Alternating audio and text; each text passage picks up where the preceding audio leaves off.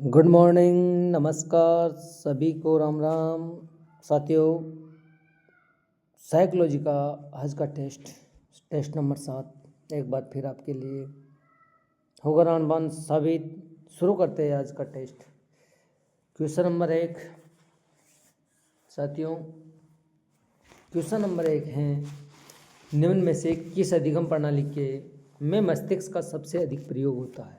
यानी कि अधिगम प्रणाली में मस्तिष्क का सबसे अधिक प्रयोग होता है। तो ऑप्शन है अनुकरण, अनुबंधन, प्रयत्न एवं भूल का सिद्धांत तथा अंतर्दृष्टि।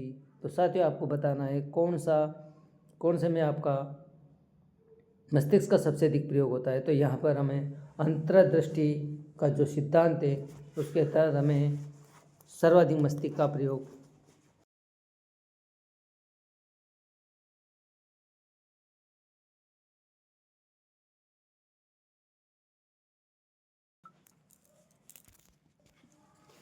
मस्तिष्क का प्रयोग अंतर्दृष्टि के अंतर्गत। नेक्स्ट क्वेश्चन, अधिगम के लिए अनुकूल निम्न में से कौन सी परिस्थिति सबसे अधिक महत्वपूर्ण होती है? साथियों, अधिगम के लिए सबसे महत्वपूर्ण परिस्थिति पूछ रहा है। महत्वपूर्ण परिस्थिति कौन सी होती है? तो साथियों, उत्साह के साथ काम करने की शुरुआत, अधिगम प्रणाली, अधिगम काल का वितरण, तो पुरस्कार। तो साथियों, परिस्थिति की बात पूछ रहा है तो उत्साह के साथ काम करने की जो परिस्थिति होती है वो सबसे महत्वपूर्ण होती है। Answer A. नेक्स्ट क्वेश्चन, अधिगम का संपोषक सिद्धांत निम्न में से किसका है? पूछ रहा है संपोषक सिद्धांत। संपोषक सिद्धांत अधिगम का कौन सा है या किसने दिया है, ये पूछ रहा है क्या है।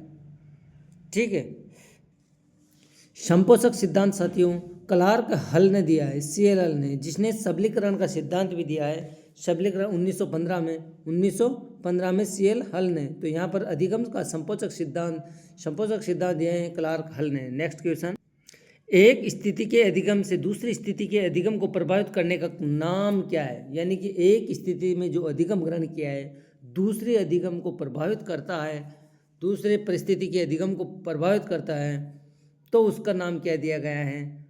तो साथियों, प्रशिक्षण, अंतरण, संपोषक, अनुबंधन और अनुकरण। क्या होना चाहिए आंसर? आंसर होना चाहिए प्रशिक्षण अंतरण। आंसर प्रशिक्षण अंतरण। ठीक है, नेक्स्ट, प्रशिक्षण अंतरण में सहायक निम्न में से कौन सा अंतरण का प्रकार है? यानी कि अंतरण का कौन सा प्रकार है प्रशिक्षण अंतरण में जो सहायक होता है? सकारात्मक अंतरण, नकारात्मक अंतरण, दोनों, और उपयुक्त में से कोई नहीं। तो साथियों, सकारात्मक अंतरण बताया, नकारात्मक अंतरण बताया, दोनों, इनमें से कोई नहीं। तो आंसर क्या होगा?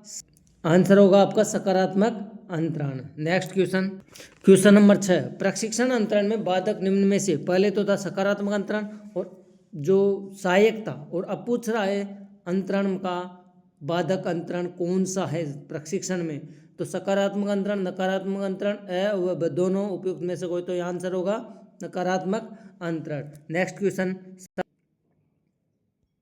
क्वेश्चन नंबर 7, व्याकरण के प्रशिक्षण का अधिगम अंतरण निम्न में से किस विषय पर सीखने को में होता है? व्याकरण के प्रशिक्षण का अधिगम अंतरण निम्न में से किस विषय के सीखने में होता है? तर्कशास्त्र, विज्ञान, धर्म और साहित्य। तो साथियों, आंसर क्या होना चाहिए आपके हिसाब से? व्याकरण के प्रशिक्षण, जब आप व्याकरण का प्रशिक्षण ले रहे हो और अधिगम अंतरण हो तो किस विषय में सीखने में सहायक होता है? तो आंसर होगा साहित्य। तर्कशास्त्र नहीं होगा, विज्ञान भी नहीं होगा, धर्म भी नहीं होगा, तो साहित्य आंसर होगा। अगला क्वेश्चन, सीखना अभ्यास के द्वारा किस में परिमार्जित है? सीखना अभ्यास के द्वारा किस में परिमार्जित होता है? तो प्रेरणा, मूल प्रवृत्ति, अंतर्नोद तथा व्यवहार। तो आंसर क्या होगा? यानी कि क्वेश्चन को समझना जरूरी है साथियों।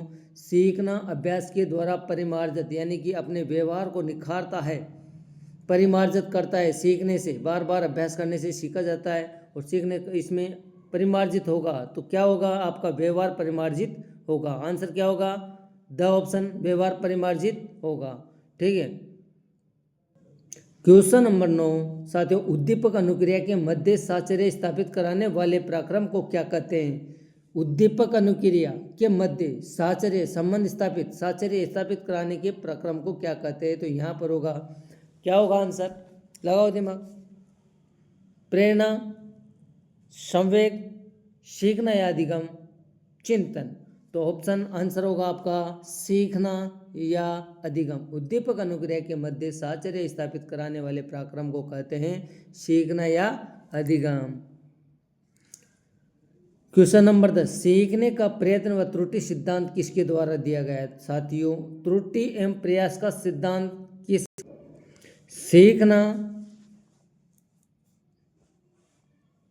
सीखने का प्रयत्न व त्रुटि सिद्धांत किसके द्वारा दिया गया है? तो साथियों, आपको याद होना चाहिए कि पावलोव ने 1904 में दिया है। टोलमैन का अलग सिद्धांत है, हल का, सबलीकरण का, और यहाँ पर थांडाई का प्रयत्न एवं भूल का सिद्धांत है, जो कि उन्होंने 1900 कब दिया था? 1913 में दिया था थांडाई ने प्रयत्न एवं भूल का सिद्धांत। क्वेश्चन नंबर 11, थांडाई ने अपना प्रसिद्ध प्रयोग किस जानवर पर किया था? साथियों, थांडाई ने अपना प्रसिद्ध प्रयोग बिल्ली पर किया था। आपको याद होना चाहिए कि बिल्ली पर उन्होंने अपना प्रयोग पूर्ण सफल किया था।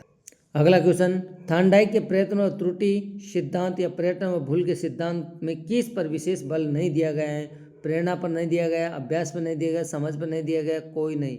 तो कौन, किस पे नहीं दिया गया है साथियों?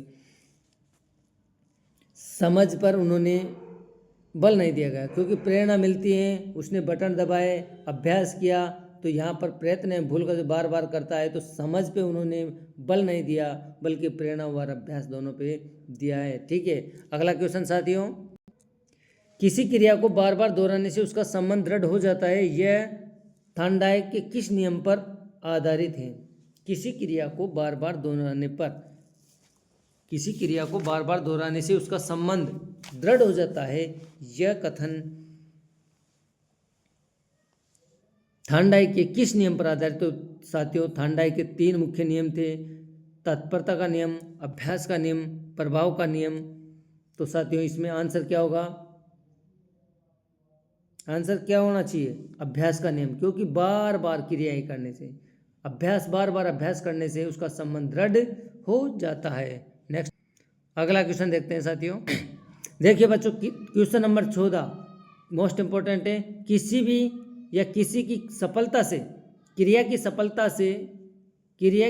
से असंतोष एवं असफलता से असंतोष होता है।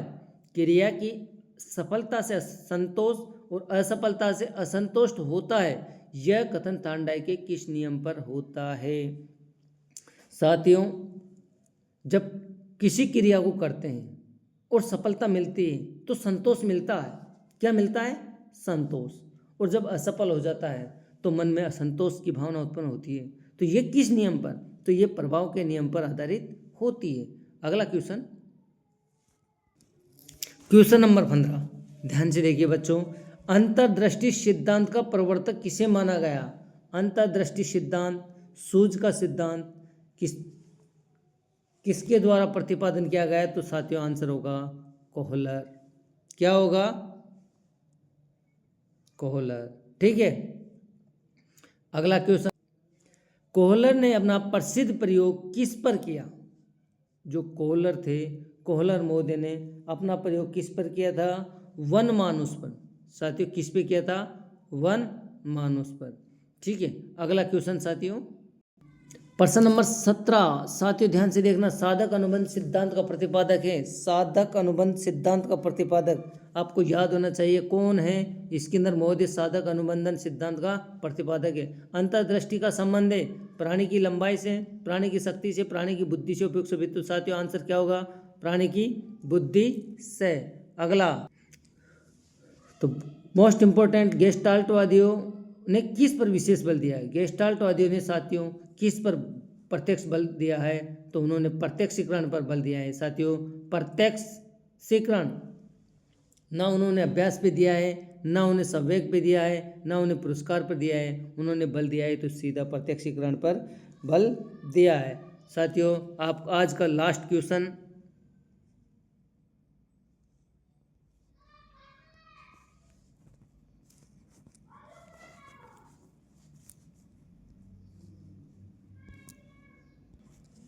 गेस्टाल्टवादियों ने परिस्थिति के सही प्रत्यक्षीकरण को क्या कहा है? गेस्टाल्टवादियों ने परिस्थिति के सही प्रत्यक्षीकरण को क्या कहा गया है? ऑप्शन ए पाक्षिक स्तरीय, ऑप्शन बी प्रात्यक्षिक सुरक्षण, ऑप्शन सी अंतर्दृष्टि और ऑप्शन डी प्रात्यक्षिक सतर्कता। तो साथियों आंसर होगा इसमें अंतर्दृष्टि।